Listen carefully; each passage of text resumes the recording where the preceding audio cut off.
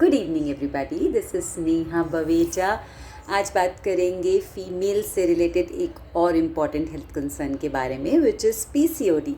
तो पीसीओडी आजकल बहुत प्रेवलेंट है। हम देखते हैं every second to third female is having some kind of hormonal issues which is running on the everyday basis. PCOD is something which is directly affected by your lifestyle.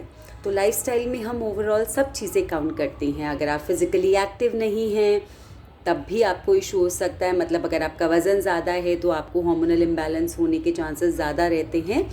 इसके साथ साथ अगर आपका फैमिली हिस्ट्री है hormonal issues का तब भी हमें चांसेस ज़्यादा हो जाते हैं। आपके लाइफस्टाइल में प्रॉब्लम है, आप बैलेंस डाइट नहीं लेते हैं, आप अनहेल्दी डाइट की तरफ ज़्यादा रहते हैं, जंक फूड का कंजम्पशन ज़्यादा रहता है, प्रोसेस फूड का कंजम्पशन डाइट में ज़्यादा रहता है, और स्ट्रेस भी डेफिनेटली एक बहुत इम्पॉर्टेंट फैक्टर है जिसकी वजह से हार्मोनल इश्यूज़ हो जाते हैं। सो बेसिकली पीसीओडी के अंदर क्योंकि हार्मोनल इम्बैलेंस हो रहा है, मेल हार्मोन्स के का जो सेक्रेशन है वो ज़्यादा रहता है, जिसकी वजह से बहुत से सिम्टम्स रहते हैं जो फीमेल्स में हम ऑब्ज़र्व करते हैं। एक्ने के इशू रहते हैं, फेशियल हेयर के इशू रहते हैं, पीरियड्स का मिस होना, पीरियड्स का डिले होना, स्किप होना, ये बहुत ही कॉमन सिम्टम्स रहते हैं। क्योंकि हार्मोन के इम्बैलेंस की वजह से आपका जो रेगुलर ओव्यूलेशन का साइकिल है वो भी डिस्टर्ब हो जाता है, एग प्रोडक्शन भी डिस्टर्ब रहता है, जिसकी वजह से ये सारे सिम्टम्स हम देख पाते हैं। तो बहुत ज़रूरी है कुछ चीज़ों का ध्यान रखना, जिसके साथ साथ हम अपने इस हेल्थ इशू से बहुत आसानी से रिकवर कर सकते हैं without going into deep medication. सबसे पहले इम्पॉर्टेंट पॉइंट है वेट मैनेजमेंट। सो अपने वज़न को नियंत्रण में रखें। कोशिश करें 30 से 45 मिनट का फिज़िकल एक्टिविटी किसी भी फॉर्म में, whether it's a brisk walk, cycling करना, जॉगिंग करना, स्किपिंग करना, बैडमिंटन प्ले करना, किसी भी तरह का फिज़िकल एक्टिविटीज़, जिम कर सकते हैं, कार्डियो कर सकते हैं, योगा कर सकते हैं, किसी भी फॉर्म में आप फिज़िकल एक्टिविटी अपने रेगुलर स्केड्यूल में ज़रूर रखिए।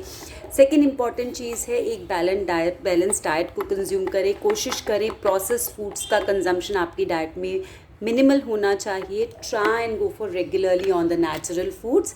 जो भी नेचुरल हमें दाल, सब्जियां, फ्रेश फ्रूट्स, रॉ फ्रूट्स के फॉर्म में आप कंज्यूम कर सकते हैं, उन्हें रॉ फूड्स के फॉर्म में कंज्यूम करिए। कोशिश करिए आपकी डाइट में बहुत अच्छे से फाइबर हो। फल, कच्चे फल, सब्जियां ज़्यादा कंज्यूम कीजिए। कोशिश कीजिए कि जूसेस से भी ज़्यादा आप अपनी डाइट में फ्रूट्स को कंज्यूम कर रहे हैं, या रॉ सैलड्स को कंज्यूम कर रहे हैं, या सूप्स के फॉर्म में जहां आप एक्चुअल में फाइबर को कम्प्लीटली ले रहे हैं instead of getting it straight.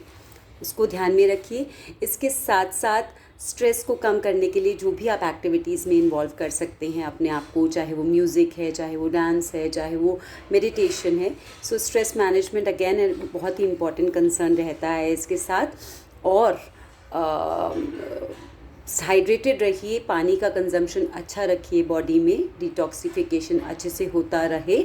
हाँ, अगर वंस इन अ वाइल आप कोई भी अपना एक चीट मील कंज्यूम करना चाहते हैं तो 15 से 20 दिन में आप ले सकते हैं, बट डेली के स्केड्यूल में डिपेंडेंसी बाहर के खाने के साथ से ज़्यादा कोशिश कीजिए कि आप होममेड फूड में करें एंड नेचुरल फूड्स में करें। बहुत आसानी से विदिन 3 मंथ्स 4 मंथ्स आप खुद देखेंगे कि इनके जो सिम्टम्स हैं वो रिकवर हो जाते हैं। और वेट और डाइट दोनों को साथ में मेंटेन करना बहुत ज़रूरी है। Any further consults, you can anytime contact me and keep watching. Take care.